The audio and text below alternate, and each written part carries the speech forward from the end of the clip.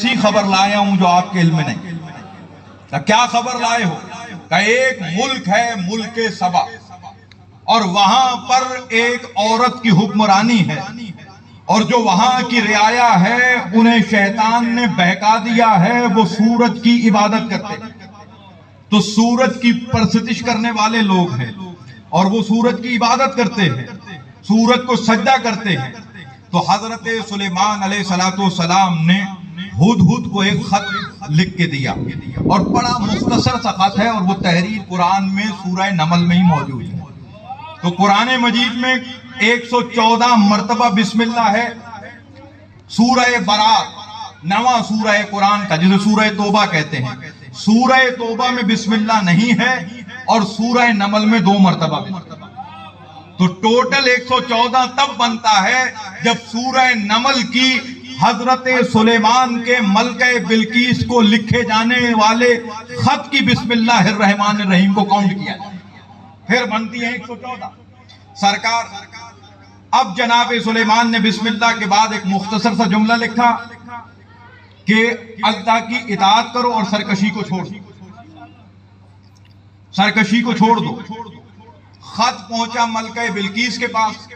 تو ملکہ بلقیس نے کہا کہ میں آزماتی ہوں کہ یہ واقعاً دنیا کا بادشاہ ہے یا اس کا کیا اسٹیٹس ہے. تو ایک قیمتی تحفہ بھیجا، قیمتی ہدیہ بھیجا. اب وہ ہدیہ پہنچا ہے ملکہ بلقیس کا حضرت جناب سلیمان بن داؤد علیہ السلام کے پاس. آپ نے اس ہدیے کی طرف توجہ ہی نہیں کی اور کہا جو خدا نے مجھے عطا کیا ہے وہ بہت کچھ ہے، یہ تمہارا ہدیہ چاہیے ہی. اب جو ہدیہ پلٹ کے واپس پہنچا اور دربار والوں کو بتایا کہ بھائی اس کی شاہی تو ایسے ہے کہ جانور بھی اس کے زیر تسلط ہیں، پرندے بھی اس کی فوج کے اندر موجود ہیں، جنات بھی اس کی فوج کے اندر موجود ہیں، انسان بھی اس کے لشکر میں موجود ہیں. کہ یہ تو کسی نبی ہی کا کمال ہو سکتا ہے. تو اب فوراً کہا کہ ہم چلتے ہیں اور ان کی اطاعت کے لیے. ادھر ملکہ بلقیس اپنے لشکر کے ساتھ اطاعت کے لیے چلی.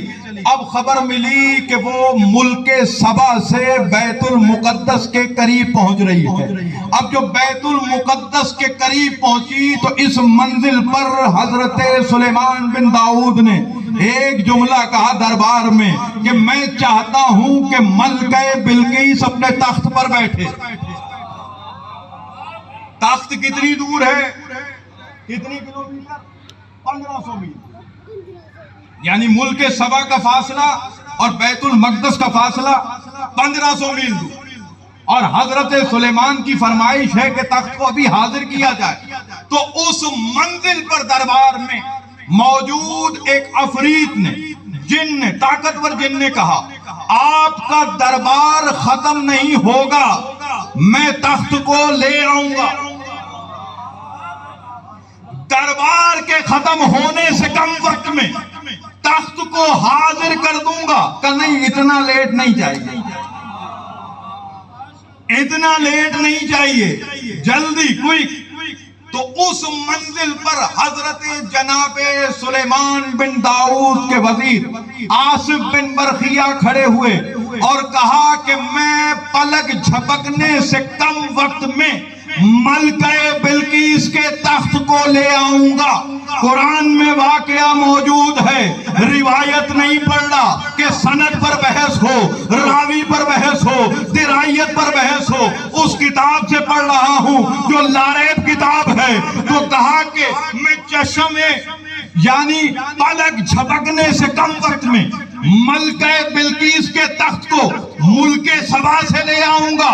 اور وہ لے بھی آیا. کتنی دیر میں؟ پلک جھپکنے سے کم وقت میں. وہ گیا بھی اور لے بھی آیا پلک جھپکنے سے کم وقت میں.